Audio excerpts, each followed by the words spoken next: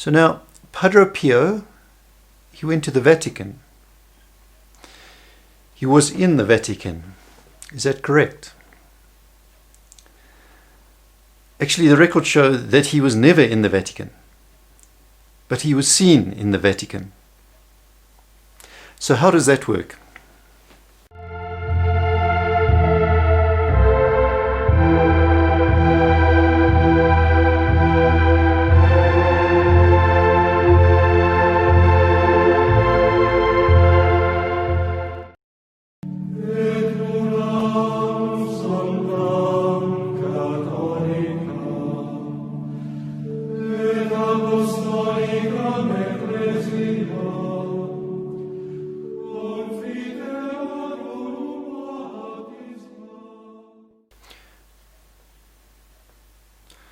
So this talk begins in the early 1920s, and Padre Pio's enemies were very busy.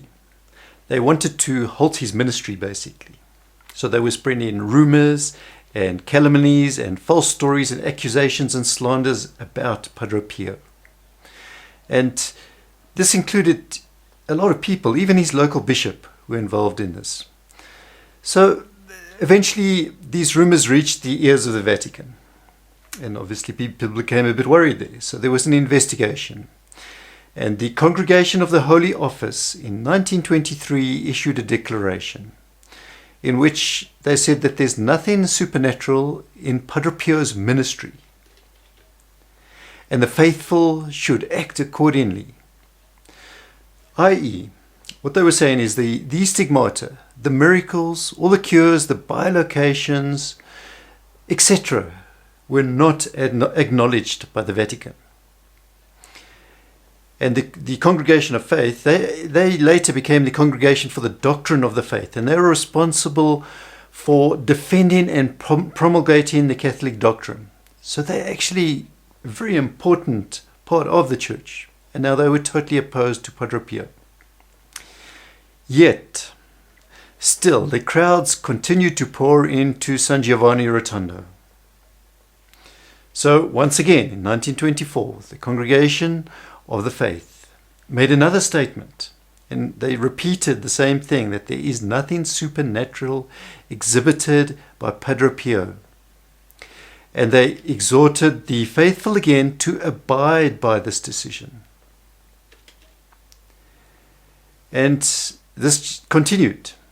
The enemies continued they were not happy. So that by 1925, they had managed to enforce many restrictions on Padre Pio. There were limitations on the length of Mass that he was allowed to celebrate. Now we must remember, Padre Pio, often at the time of consecration, he would go into a state of ecstasy, and he might remain in a state of ecstasy for several minutes, 5 minutes, 10 minutes, 20 minutes, who knows. Sometimes the Masses went on for 2 hours. So they put limitations on his Mass. Additionally, they put limitations on him hearing confession, and limitations on the conversations that he had with other people. And further to that, he was prohibited from seeing his spiritual director. So, we would have expected that after 1,900 years, that the Church would recognize a saint when they see one. But it is obviously not that easy. His opposition, his enemies, were still not satisfied. They wanted the suspension of his entire priestly ministry, ad divinis, by the Pope himself. And that was Pope Pius XI. And they continued with their rumours and slanders against Padre Pio.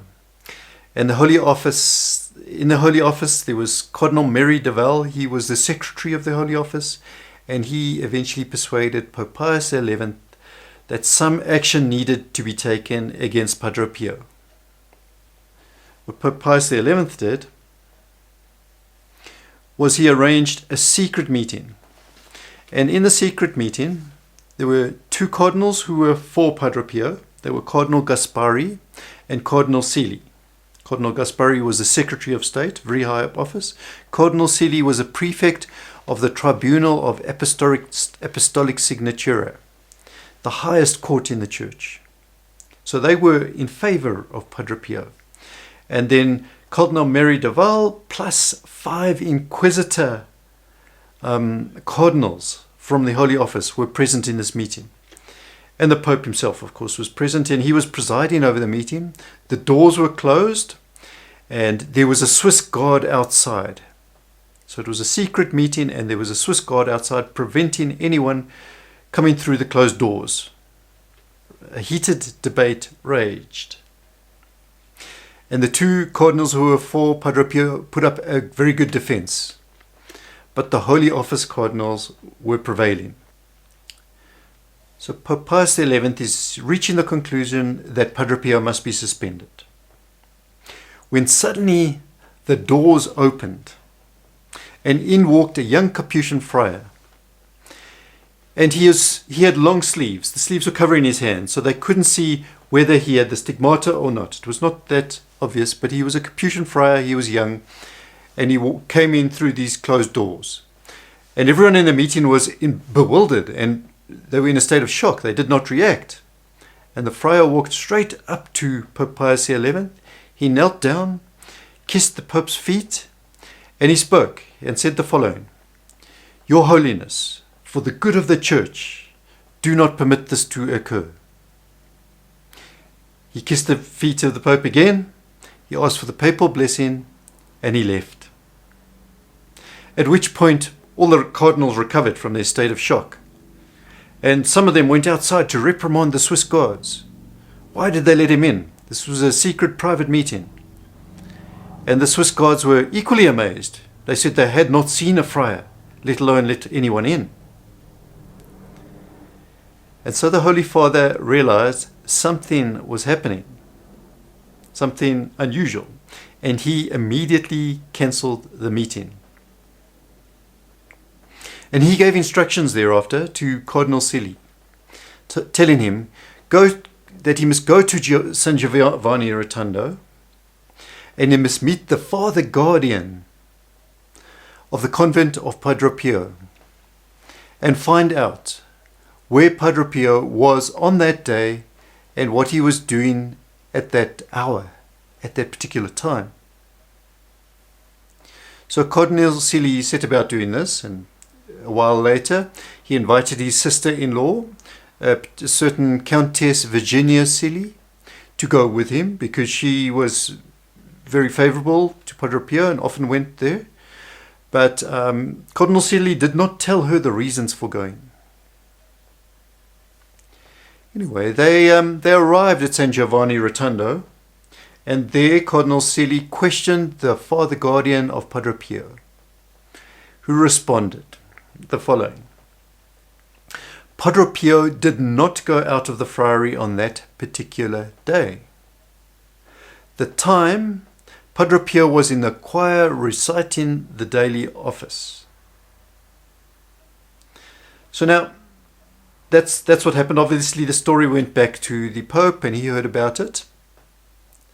But how did we get the story? Because it was a secret meeting and Cardinal Silly was instructed to tell no one. But later on, he did tell Countess Silly why he had gone there. And she realized the whole story, and she spoke to another priest, a certain Padre Pio della Piane. So it's a different Padre Pio. This Padre Pio della Piane is a venerable. So he's a reliable witness. And he recorded carefully the words of Countess Silly. And he declared, he declared with an oath that it is true. So that our story is based on what he declared, on what he said, and what he wrote down. And what was the outcome of this particular meeting at the Vatican? Well, Padre Pio was not suspended. The suspension was dropped. And the Holy Office, though, continued to persecute Padre Pio. It seems that Pope Pius XI was thereafter more favorable to Padre Pio. I hope that you enjoyed this video, and if you did, then please subscribe to our channel. Click the subscribe button below, and also if you click the thumbs up, it will encourage us to make more videos. And if you click the bell, there's a little bell down below, Then you will receive reminders of all future videos that we produce.